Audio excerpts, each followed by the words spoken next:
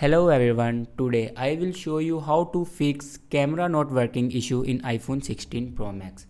So, before starting the video, don't forget to subscribe the channel and press the bell icon. So remove the camera lens protector if you have installed any protector in your mobile. So then remove it. After moving, your camera will be work properly. If it doesn't work, go to settings and open software updates. In here, check your mobile is updated or not. If it doesn't update, then update it. After updating your mobile, then restart your mobile to press your lock button and volume down button at the same time.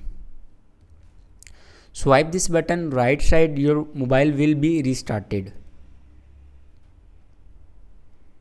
Your camera will be work properly. If it doesn't work, then go to settings and click on reset and iPhone. Reset all settings. Here enter your passcode. It will be confirmed to reset all your settings. It will never destroy any data of your mobile like photos, any other data. After reset this, your camera will be work properly. I hope you like this video. Thanks for watching.